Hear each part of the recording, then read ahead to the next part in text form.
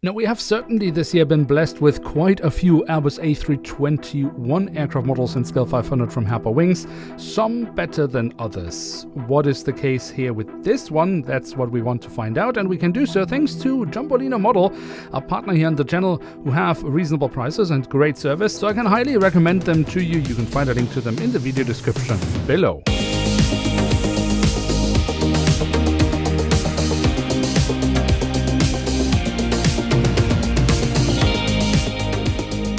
With that, hello and welcome to a new episode of Review, where we today will take a closer look at an Airbus A321NEO of Etihad Airways. And at the front of the box we have a cutout so we can get a glimpse of the aircraft model inside, and on top of that we have the Etihad Airways branding. The back side of the box offers us yet another cutout, and I mean, yeah, that's not brilliant.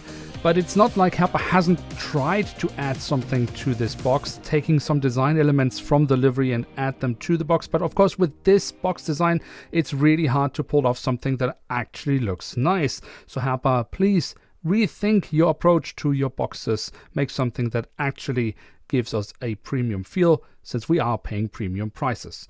But it should be mentioned that this is a limited edition.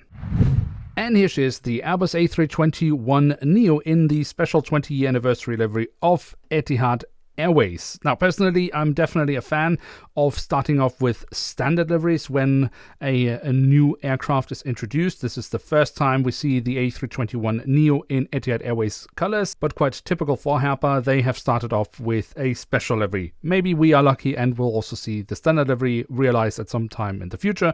But for now, let's focus on this aircraft model to see what it actually offers collectors, to see if it is worth our money and time. Now, at the tail of the aircraft, specifically at the vertical stabilizer, we have one of the few parts of this aircraft following the standard color scheme of Etihad Airways.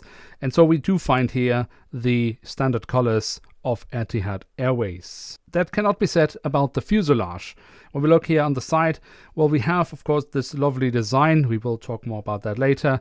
But when it comes to details of the aircraft itself, we have the cabin door, which is a little bit hidden inside this design, and the full registration code.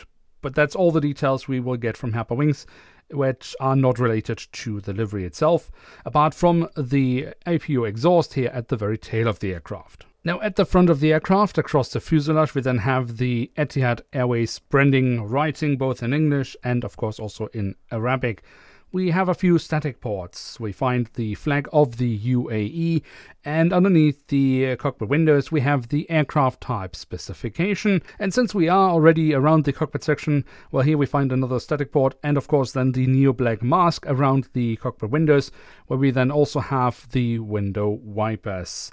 Is it a ideal A320 cockpit shape? For me, still no. It is definitely helped along with the black mask, which covers up the fairly weird shape of the nose and cockpit section itself. So let's move on to the engine itself. I think that's a better place to look at the model, where we have the silver leading edge printed on, we have the safety markings, we have the 20-year anniversary logo printed on, so that looks quite lovely. And also the physical detailing of these NEO engines, I think, is really quite nice, especially here from the front, very nice. You can see the engine fan blades. But what about the wings? Let's take a closer look at those, starting off with the top side, where we have the different flap slats and spoilers carved out quite nicely, but that's all the detailing we really find here. The underside has more nice physical detailing and at least also the full registration code that has been printed on. Now, the A321NEO, of course, has winglets with these lovely golden winglets in this case. It looks really lovely, but unfortunately, Herpa is very inconsistent with them, so that means you do need to check every model individually when it comes with these winglets to see how they have bent them. On this aircraft, I would say on this side fairly well, and on the other side also within acceptable margins, although slight tendency to bend outwards in this case. Now, with the landing gear, there are no big surprises, given that this is the standard landing gear that Herpa uses for all the Airbus A320 family aircraft models. Main landing gear looks fine. Front landing gear, as always, hideously oversized, and is unfortunately also missing printed details. That would have been a lovely addition. On the belly of the aircraft, however, we do find a printed detail. Here it says National Airlie of the UAE. And I'm sure it was supposed to say airline, but Herpa has of course immediately destroyed this printed detail with a hole in the fuselage for a stand that is not included with this aircraft model. What a silly decision. Now, what they have added as printed details are also the doors to the cargo compartments here at the back of the aircraft. A bit difficult to see, granted, but it is there. And also here at the front of the aircraft.